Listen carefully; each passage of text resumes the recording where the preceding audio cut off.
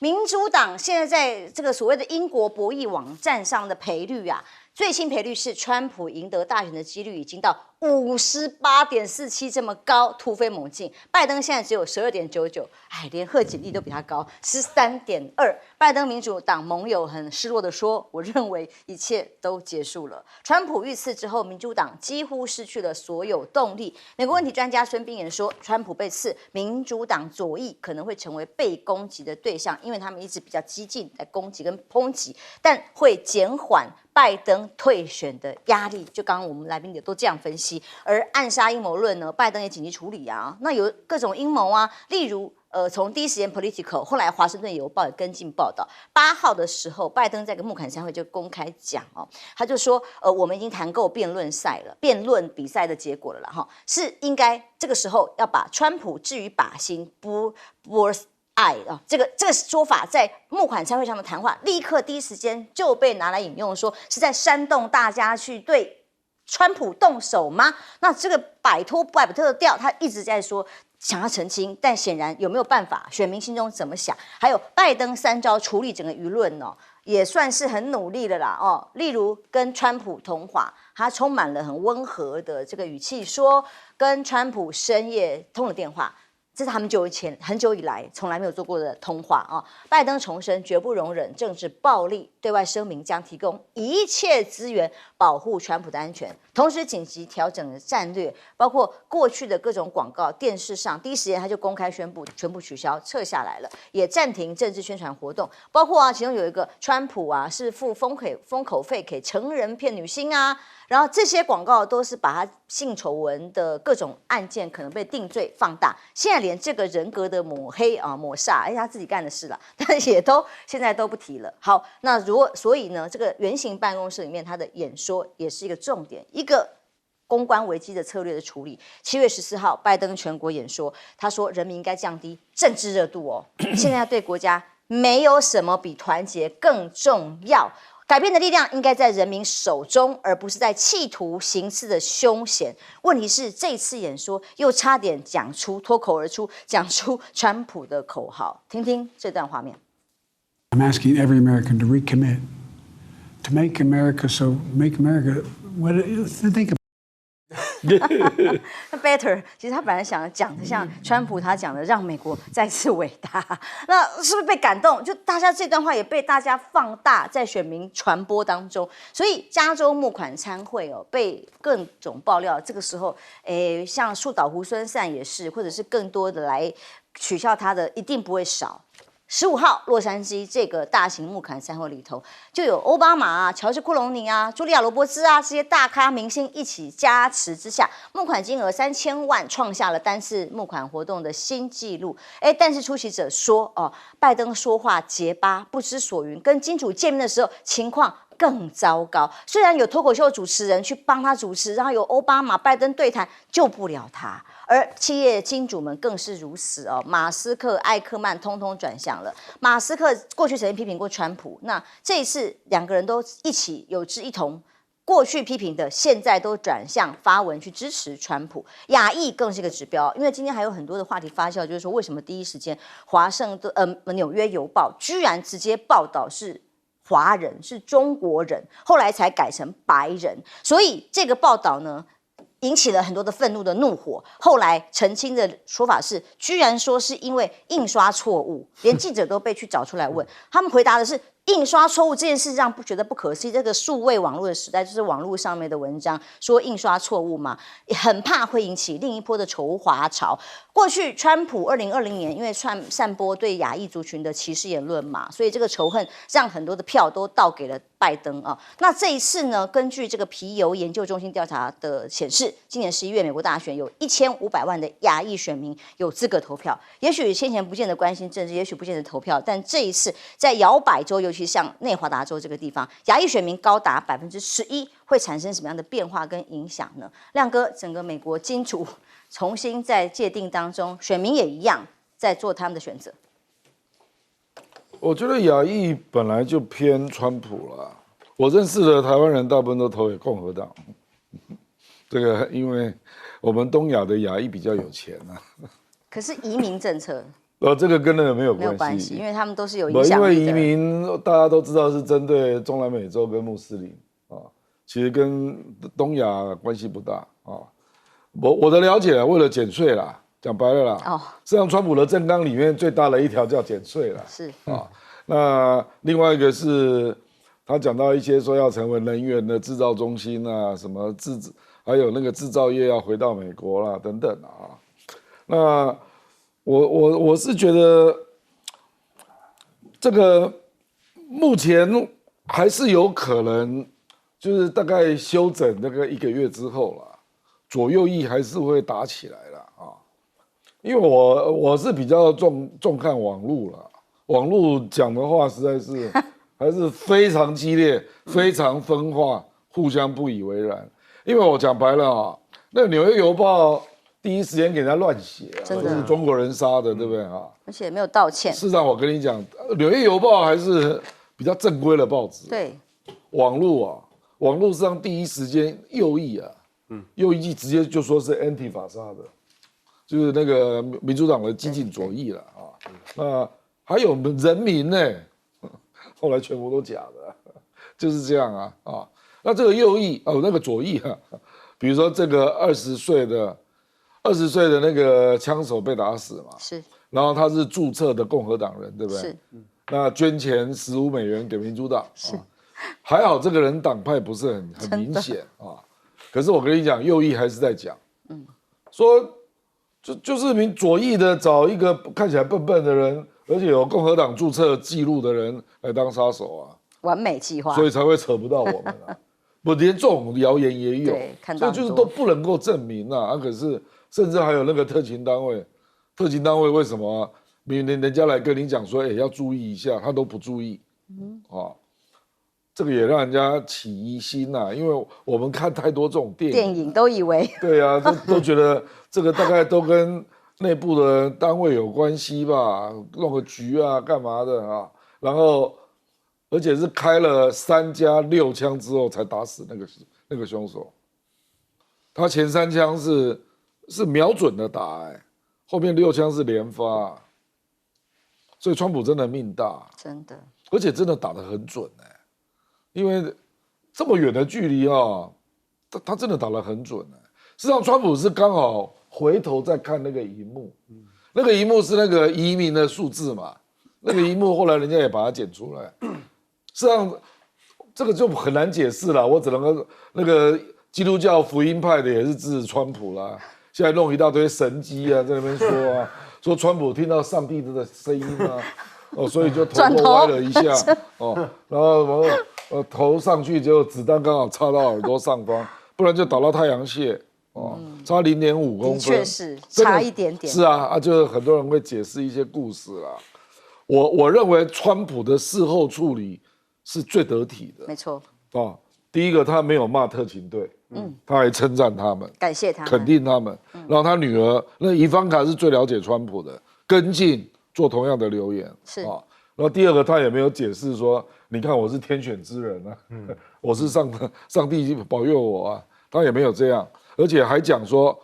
我没有不会批评拜登，我们要为美国团结，都突然之间变得雍容大度起来了，对啊，还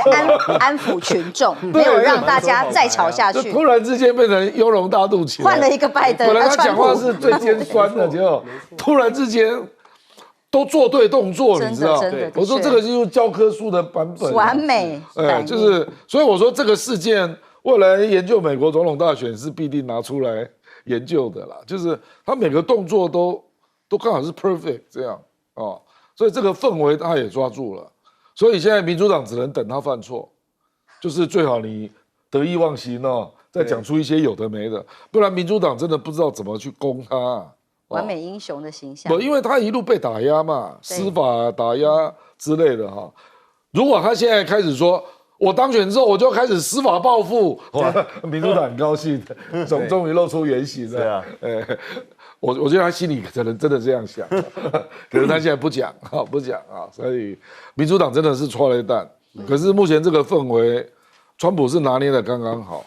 是真的是佩服啦因为包括马斯克也把他拿来当跟老罗斯福去比较，他有那种美国人心目中最想要的那种英雄形象。确实是这样啊，我们刚刚也特别讲到，亮哥讲的没有错，就整个氛围来说，川普现在满手好牌，现在只需要装成一个，不要说装了，现在只要扮演圣人的角色就可以了，因为他扮演圣人，不要忘了他还有旁边的人在帮他做所谓的相关的运作。刚刚我们讨论到所谓的特勤人员他的缺失哦，确实很明显的瑕疵，这个瑕疵没有说不追究哦，川普不追究，但是国会已经说了，国会会调查，国会会调查特勤，就是密情局到底在整个布局上面有没有出现调查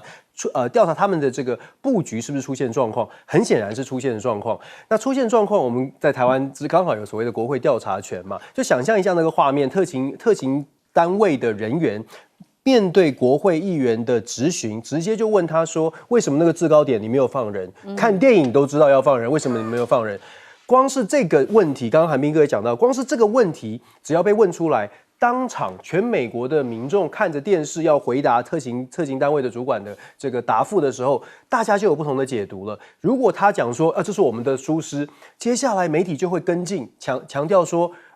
你们那么有经验，怎么可能会有这种疏失呢？然后再报几个说，这些人里面有些人可能是民主党的，你就看看后续有什么样的操作。所以我们说旁边的人可以做这么多的动作，川普现在真的只需要说我们要团结，我们要拥抱彼此，我们现在要降低这个冲突。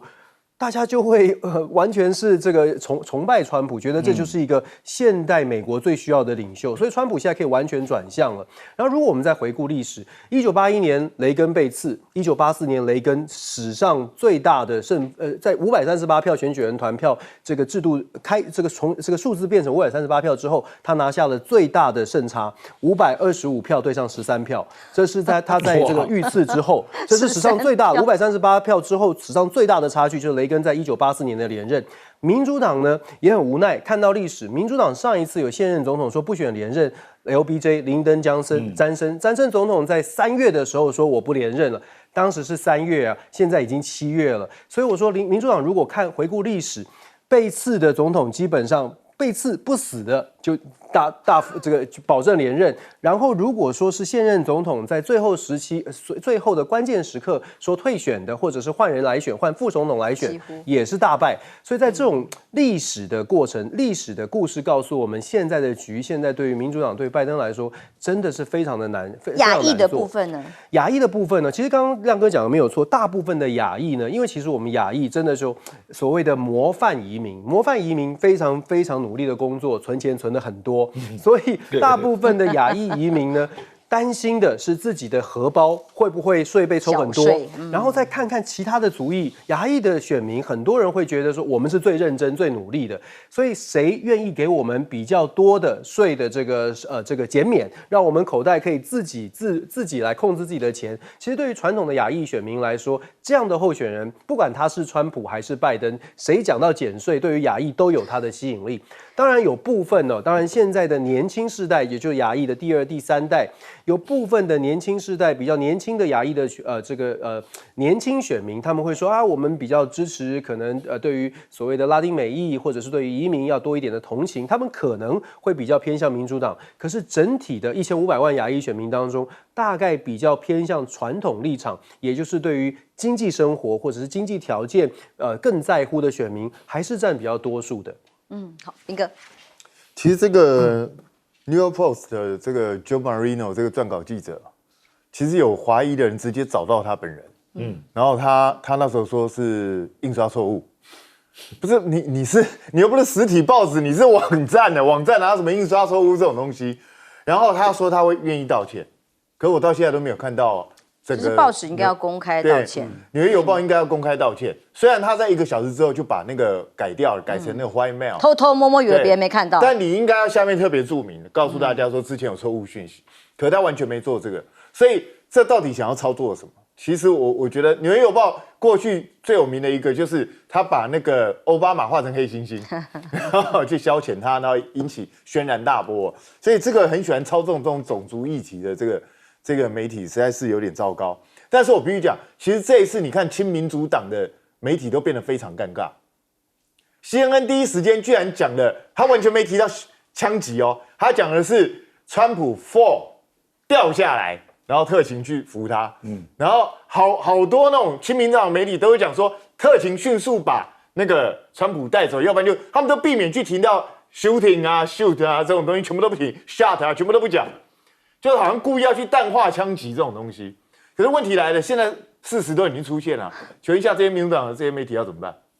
我也不知道怎么办。接下来你骂也不能骂他，求也不能求他，那你又不想歌颂他，那就求一下你到底要怎么办？我还真的不知道现在这些民主党的这些媒体要怎么走。那像对整个民主党来说，他现在大概说真的啦，就是只能等天降奇迹，等川普自己出现莫名其妙的状况，大概就是这样。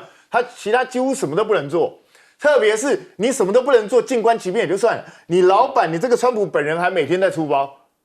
今天讲错这个，明天忘记那个。拜登，拜登，抱歉，我也快跟他一样。加一。对，所以我就觉得这种情况，你说如果你是民主党，你能怎么办？我真的还想不出怎么办。其实你说马斯克什么艾克曼转向啊，其实不是，我觉得他从头到尾就支持他，只是选了一个最好的时机，直接表明而已，就是这样的。所以在这种状况下，我认为民主党的金主接下来大概钱都不太会拿出来，因为这整个看起来就是一个基本上无可挽回的局面嘛。所以我个人认为这次民主党光是一个筹款恐怕就会面临重大问题，因为之前就已经传出来有9000万的美金已经被扣住了，接下来恐怕陆续会更多。我看接下来大概今年可能是有史以来美国总统选举最和平的一次，因为接下来大家都不知道在讲什么，然后就慢慢这样过去，是不是能够这样呢？我想很快我们就可以看到，不会了1个月而已。对啊，刚刚亮哥就说不会啦，很快就开始骂人了。我跟你讲，美国真的媒体太偏颇了，是吧？我昨天就看到一个女生在时代广场，纽约啊，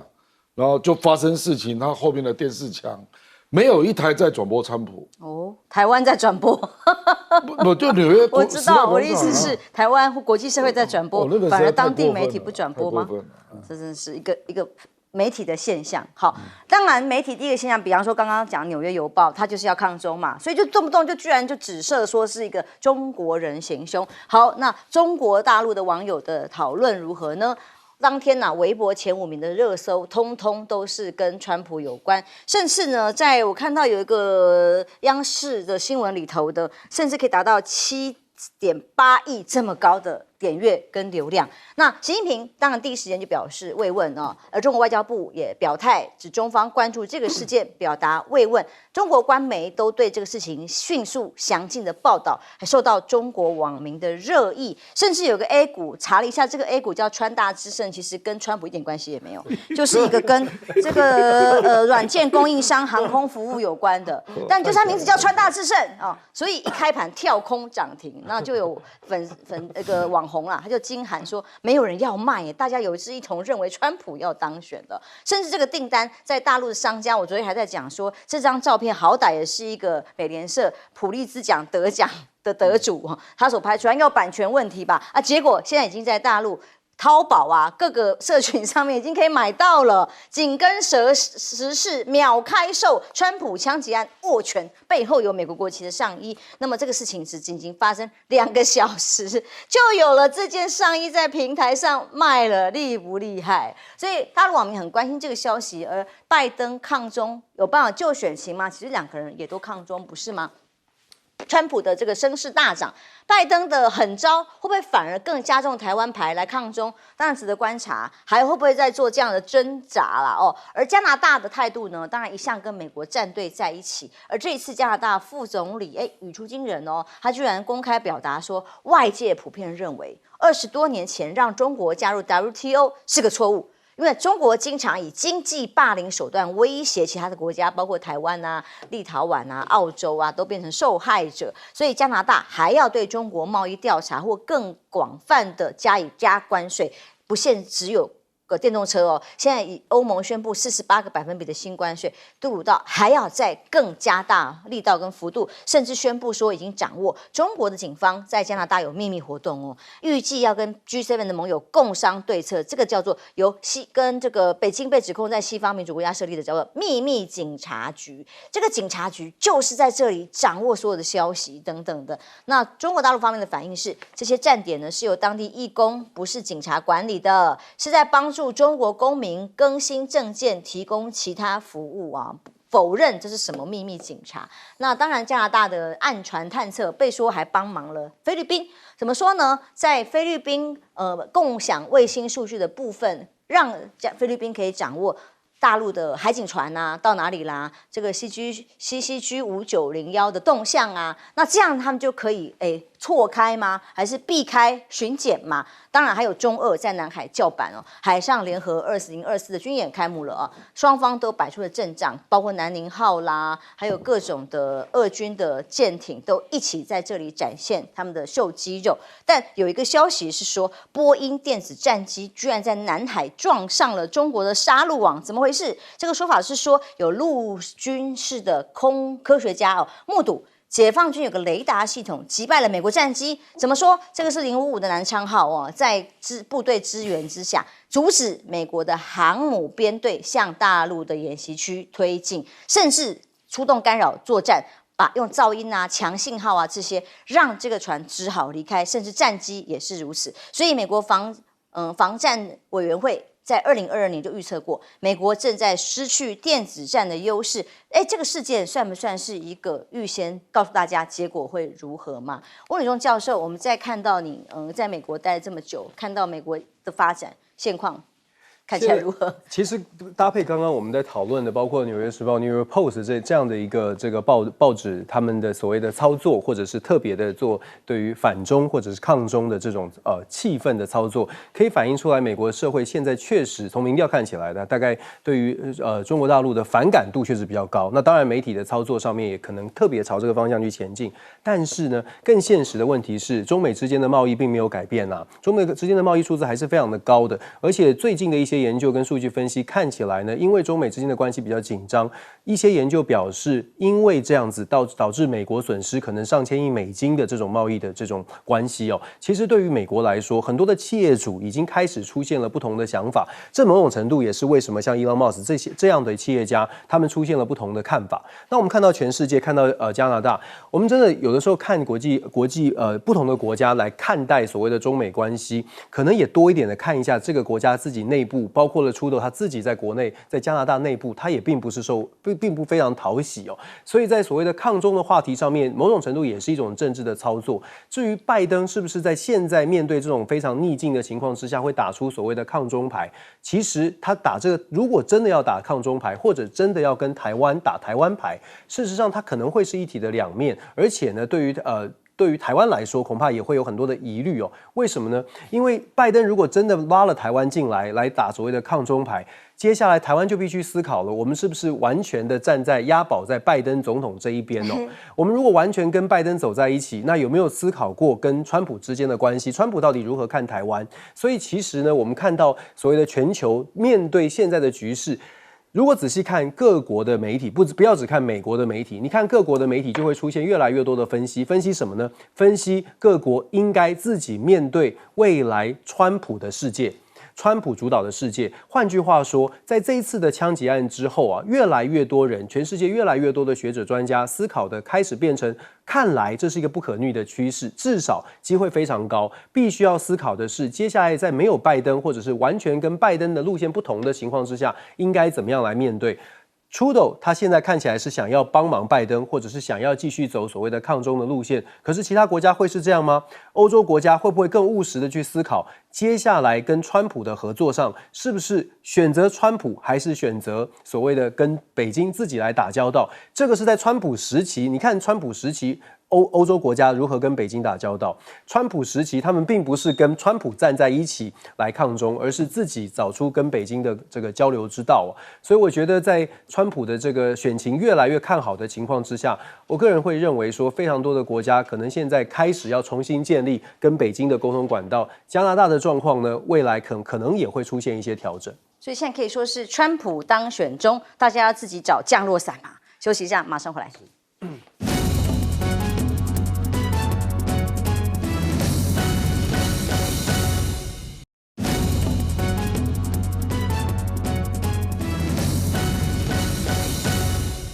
带给大家最新美国华盛顿观察家报他的报道说，他们访问了川普。川普在这个访问里面被问到一个问题，到底为什么遇刺当时你手上你要用这个动作举手来表达，你在表达什么？他说，因为我知道全世界都在看我。亮哥，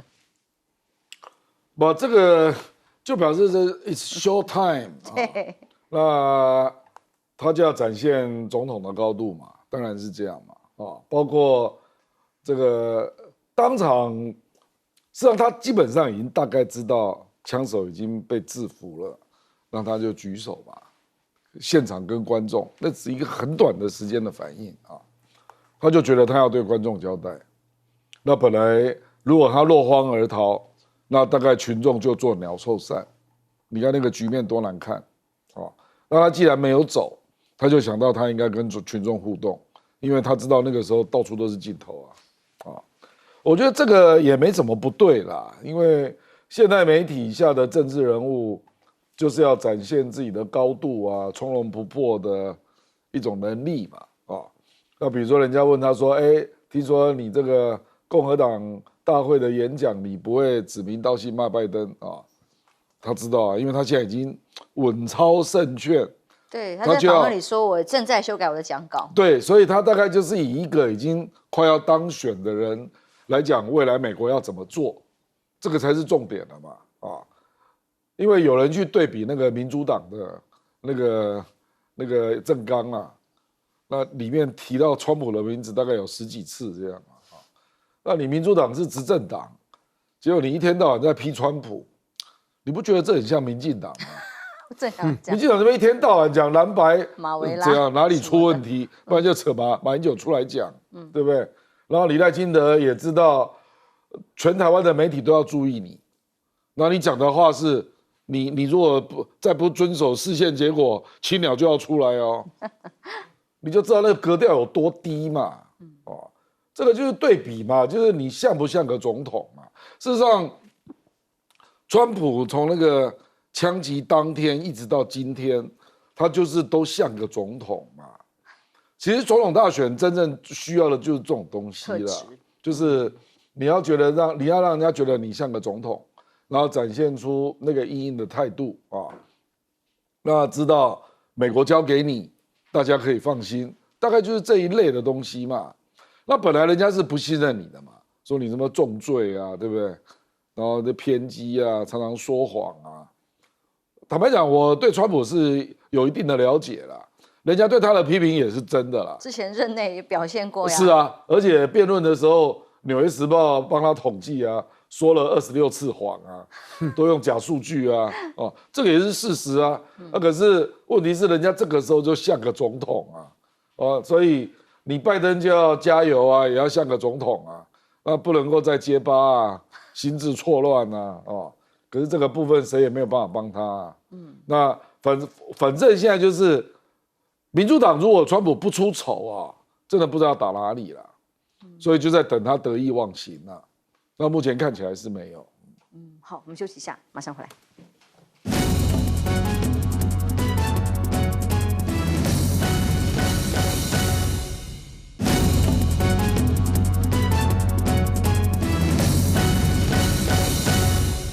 川普正在当选中吗？不知道但的确有很多的风向都在变。其他的盟友呢？加拿大现在还继续抗中抗的这么用力，跟上美国的步调，会是什么样的发展？抗中其实民主共和两党都在抗中，所以我不认为拜登在操作抗中这一块能为他自己加什么分，这个恐怕非常非常有限，因为过去他也一直都在抗中那川普那个时候也在抗中那请问一下，这对他的选情有什么帮助？我是看不太出来，除非你也准备跟中国打一仗，也不太可能会发生这种事所以我不知道这个到底要怎么帮他加分。那导致我觉得加拿大这个副总理讲说，让中国大陆加入 WTO 是一种错误。还说什么中国大陆用经济去对付澳洲、立陶宛跟台湾，你是不是搞错什么？好像是澳洲先去配合美国去制裁大陆，然后中国大陆才开始去进澳洲的东西，不是吗？立陶宛也是差不多。那台湾，台湾是他本来给我们的优惠，现在他慢慢看台湾不领情，他慢慢收回去了，所以不给你优惠也不行，就是。我不知道加拿大这副总理到底有没有搞清楚到底发生什么事情。那加拿大说，现在他在协助菲律宾去定位大陆的海警船，你在唬谁啊？大陆海警船根本你在任何民间网站上，它那个标定，因为它那个巡达器都直接打开了，你本来就知道它在哪里啊，干嘛你协助标定？这个你随便到一个民间网站都可以看得见。你们到底在胡说八道一些什么？导致我对这一个报道，我是觉得有点奇特了。也就是双方会直接进行这样的电子战嘛？这个不会，这个我认为可能性非常非常低，因为进行电子战是很危险的一件事情。因为你要知道，就是当双方都用高功率在进行电子战的时候，你没有办法去判断敌人是不是要对你采取攻击。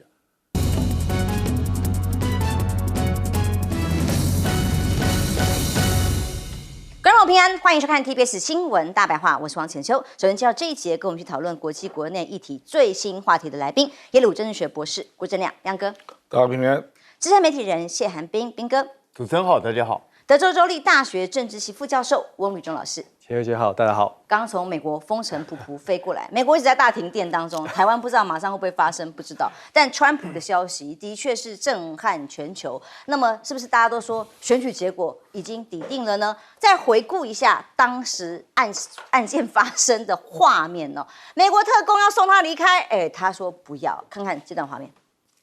Let me get my shoes. Let me get my shoes. I got you, sir. I got you, sir. Let me get my shoes, sir. Hold on, your head is bloody. So we gotta move to the bus. Move to the bus. Let me get my shoes. Okay, my shoes down. My shoes. Watch out. Wait.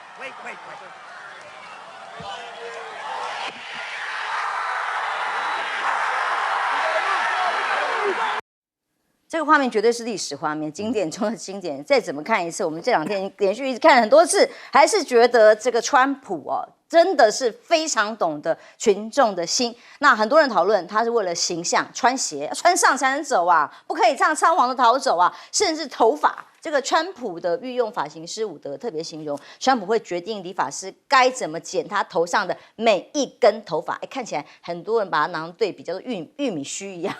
的比较，这个图对照的很厉害。最重要的是，一定要能够盖住秃头吗？形象对于川普来说很重要。他摆出了胜利者的姿态了。对于川普来说，选情大概已经有一定的很大的信心。所以最新的《时代》杂志的封面对比起来，来看看川普背后有美国国旗飘扬振臂疾呼，但拜登呢却走出了红色背景，旁边写的字叫做恐慌。这2个对比之下，答案出炉了嘛？那所以川普在遇袭之后所展现的所谓战斗的这样的形象，呼吁支持者要大家团结，所以又再度的发文了，感谢各界的支持让我们展现身为美国人的真实品格，保持坚强与决心，不会让邪恶获胜。第一次受访的时候，也不再骂拜登。这过去几乎互相的攻击言论都是非常的人身攻击的，史上最难以这个教小孩的模式来看的对待的总统候选人。但他说重担当下，想向支持者报平安，安抚支持者。所以枪击案彻底改写，将在全代会发表的演说改掉了啦本来全篇都在骂，记得吗？他枪击案当时背后的标语都是 You are fire 拜登，那现在是侧重团结，而非批评对手拜登。川普躲过了死劫，子弹划过耳朵。外媒分析说，他演讲的一个习惯保下他的命，也就是说，常常侧身，或者是把头侧向一边，甚至会转来转去、转动的说话跟过去很多的演说者不一样的习惯，才让他捡回了一命。但川普的维安到底有没有漏洞，在美国的社会里一直在检讨，而且骂得很凶看一段画面就知道，枪手趴在屋顶的时候，当时最后的身影曝光。屋顶补上屋顶，看到他的画面，趴在那里，有民众就发现他开枪之后大概只有6秒，开完枪就被击毙了。那个画面连民众摇摇晃晃的手机都能够拍到了，但维安人员却没有发现他在这样的相关的范围一个制高点吗？为什么？是疏失吗？川普的维安团队没有理会说目击者告知屋顶有人，现在要查啦。查特勤局 FBI 这个绝佳狙击点 ，FB 前干员都说了，可以说是最完美的狙击地点。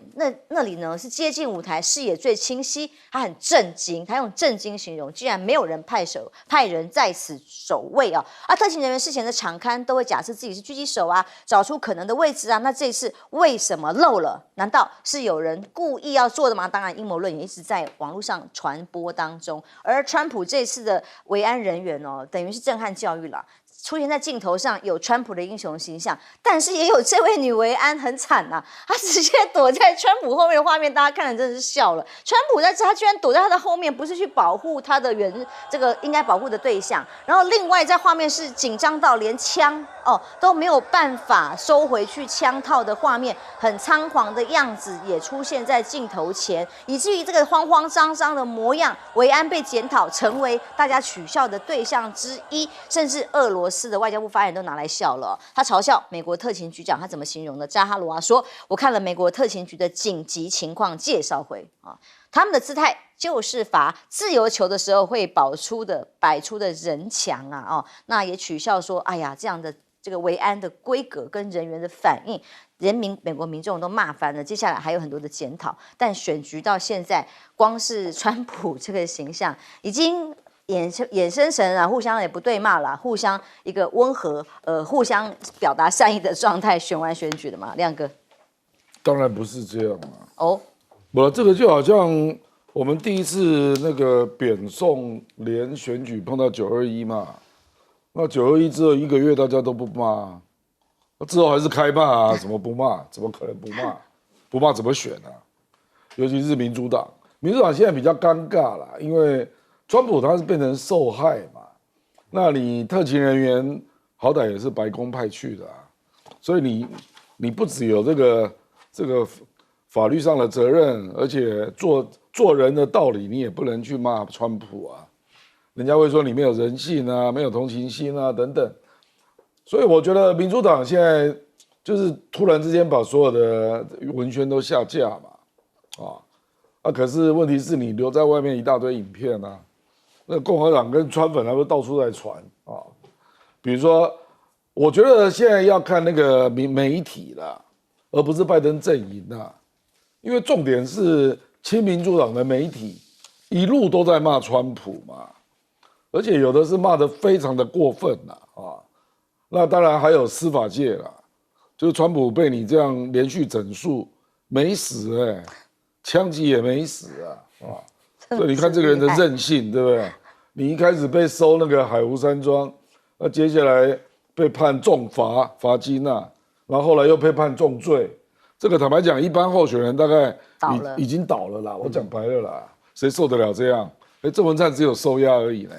他什么都经过了，就树倒猢狲散了。是啊，什么都经过了，大家越来越团结，对不对？而且民调还没输，到现在已经领先了，所以我基本上是觉得，如果拜登没有换那民主党就会处于一个极大的劣势啊。这有2个方面啊，第一个就是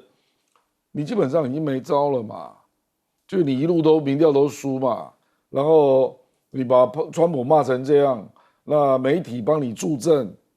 那川普不止没被骂倒甚至连那个脸书都来拜托说，你可以回来了啦他根本连理都不理他。你想一想，不用脸书，那也没有在 Twitter， 就只用他的这个 True Social 然后主流媒体通通都是民主党，他这样民调还赢你你就知道你有多烂啊，你知道吧？所以我的意思是说。这个民主党无论如何，如果不换人，真的，我认为已经几乎结束了啦，而且可能还会波及关键的几个民主党的州啦，甚至会波及参议员比如说宾州，比如说 Michigan 因为你要知道，现在参议员2党只差1席所以如果因为川普这个效应，然后让你丢掉2席参议员，那川普等于全胜其实现在这个几率也有事实上已经有人在谈这个问题了。事实上很少人在谈川普会不会赢是在谈川普会不会全胜因为众议院本来就是共和党的嘛，那现在就是参议院那参议院都是1席所以他很容易被总统连带影响了。我们也不要多了，2% 就好了。事实上，我昨天就看一个民调，就是7个那个摇摆州，它的领先差距都在拉大。哦，我还看到一个民调，这个民主党看了大概会昏倒啊，就是 New Jersey 啊，New Jersey 民主党40年没有输过，结果现在出现一个民调，川普赢2%。所以我跟你讲啊，这个就是一种氛围啦。那我觉得川普主要是他当场表现出来的从容不迫、临危不乱，而且不愿意落荒而逃，要体面离开，所以要穿鞋子啊，然后也要跟群众做交代，所以他要喊 fight 啊，那群众也被留下来了，那个 USA，不然照理讲，如果他落荒而逃，群众一定鸟兽散。啊，你看那个场面对比，而且这个就只有几秒钟的时间，及时的反应。对，我觉得这个就是一个政治人物的基本的本能啊。那他这方面领先拜登太多了啦，说实在啊。政治动物。对，就是因为总统坦白讲有选他的人格的部分啊。那现在我就看到有一些支持川普的就对照2个照片啊，一个是川普这样啊。还有一个是拜登上飞机跌倒啊，这个很毒的文宣啊。事实上，他光是这张，我看会得普利兹奖的照片啊，就可以一路打到底了。是，所以民主党一定要有一个很大的转折啦，不然你那个文宣真的不知道怎么重新造起来，尤其是人的部分啊，哦，因为政绩每个人有不同立场嘛。可是人的部分，人设完全人设这个拜登实在输太多了啦，输太多了。人设在拜登方面不知道该怎么办。翁礼忠教授最常讲的这个口头禅叫做"天佑台湾"啊。那对美国来讲，这一次你看拜登直接在发文的时候就讲 "God bless America"， 天佑美国啊。所以他这个命大之外，他把它连接到美国啊。那如果他真的被命中，然后丧命的话，其实美国可能更大的冲突就会开始。确实是有可能会有更大的冲突哦，所以真的是需要天佑美国。但是现在其实更麻烦的事情，对于民主党来说是极大的麻烦。本来就已经整个氛围上面，在民调上，刚刚亮哥也讲到了嘛，其实还没有发生这件事情的时候，其实川普在大量的媒体主流媒体可能都比较偏向现任执政者的情况之下，他的民调没有输，甚至是基本上是微幅领先，稳定微幅领先。现在发生这件事情哦，我刚刚还特别开玩笑讲说，我上飞机在飞机上的时候，大选结果已经结束了。原因是因为整个的气氛现在对于民主党是非常尴尬，而共和党呢，尤其是川普阵营，真的是满手的好牌。刚刚浅秋姐你刚刚讲到说，川普现在感觉起来不会再骂拜登了，他不需要骂了，他现在只需要展现他的雍容大度。他的这个人格特质，不管你喜欢或者不喜欢川普，他在第一时间那几秒钟的反应，坦白说，他就是一个完美的一个政治表演或者政治动物。所以在那个当下，他可以展现出那种气。事实上，就像我相信现在所有看过的人朋友都会觉得说，这个人真的很会表演，很少人能办到。真的几秒钟之内，而且他是真的是耳朵被打到的，他是有受伤的情况之下还能够做出这样的演出，所以我必须说，整个的气氛来说呢，对于共和党现在是往上升，所以他现在要表现的就是你要说摆脸也好，他展现的他的大度，展现的是现在要团结美国。民主党只能被压着打。坦白说，就在这件事情发生之后呢，我跟几个在华府的朋友在通讯息哦，民主党这边确实是非常的焦虑的。民主党的朋友很焦虑，焦虑的原因是因为之前在昨天这件事情发生之前，民主党内有很高的呼声。刚亮哥有特别讲到，要不要换掉拜登？因为辩论会的表现就已经，辩论会的表现就已经还不是最糟，原来还不是谷底。对，原来还有更外面的大环境会让拜登更难做，所以民主党内本来就有一种呼声，而且大家也看到了，包括乔治·库隆尼这种好莱坞的明星都跳出来说，是不是该要站到旁边给其他人机会？可是有趣的事情呢，是在这次的事件发生之后，民主党内呢本来可能要换人的这个呼声哦，短期之内首先政治性太高，所以短期之内可能要稍微的停歇一点点。那再来呢是，如果在这种大环境会输，民主党的其他的政治人物，本来说，如果换上我贺锦丽啦，或者是这个纽森，换上我有机会会赢。可是现在大环境一下子批变，一下子变成了共和党机会非常大的时候，有可能民主党内反而会说，那就让拜登选完吧，也出现了这种声音哦。所以其实我们说，真的就像我刚刚说的，会不会说，这一次的枪击事件，尤其是那张关键的可能得普利兹奖的照片出现之后，这场总统的选举，接下来这几个月会不会变成一个好像垃圾时间？确实是值得观察。当然啦，也还是有变数，我们要稍微让民主党还保有一点希望哦。变数在于说，接下来这几个月，毕竟美国现在是非常两极的社会，也就是说，民主跟共和两党大概都会在朝自己的方向来集结，所以在民主党陷入谷底的时候，会不会民主党的选民呢含泪投票，也出来催化了一些选票，让民主党的选民更加的集结？那当然就要看拜登最近这几个礼拜，可能就真的是1-2个礼拜之内。马上要打出一些讯号，打出一些政策，让人民有感觉，要拜登还是比较靠谱。但我必须说啊，真的是比较难一点。彬哥，我们看到维安现在蛮倒霉的，马上开始检讨他们了。尤其是这个女维安的画面，在镜头语言上刚好成强烈对比。其实我必须讲哦，就是这跟我们在好莱坞电影头看到的特勤的表现完全不一样。因为好莱坞电影头特勤都是非常神勇，然后就立刻发现，然后直接抓到对方。结果这个完全不是，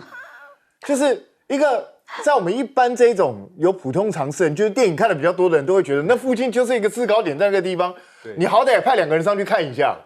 就完全没有，就空在那，连在现场的观众都看到这个枪手爬上去，对啊，然后都没有人注意到他，真的也很夸张。所以这到底怎么会出现这样一个疏漏，实在是让人家觉得百思不得其解。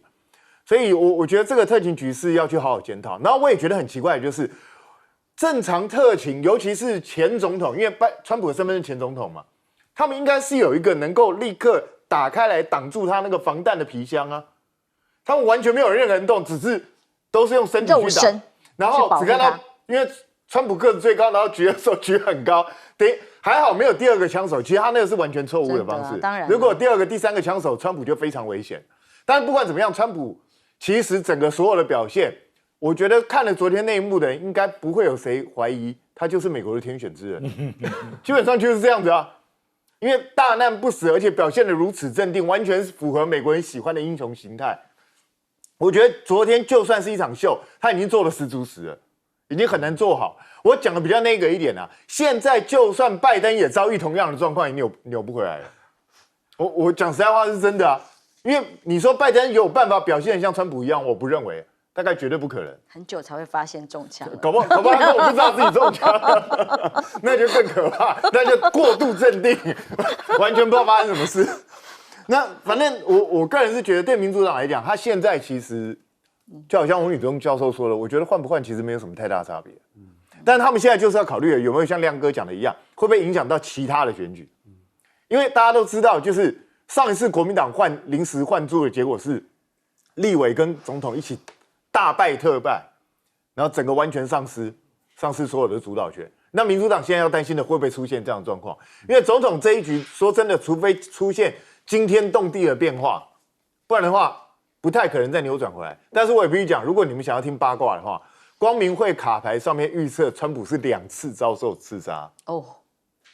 那这一次1次啊，会不会还有第2次我不知道。但是我觉得美国现在一定要赶快加强川普跟拜登的人身防护了，对，因为万一再出1次状况，美国真的会大暴动大乱。因为我如果看电影情节，理论上维安的标准动作应该他头要伸出来，我会扒他头，要保护他的安全啊！怎么可以让他这样？但他成为了英雄嘛。是啊，这个事件当然引起了在国内政局，美国来讲简直是大震撼。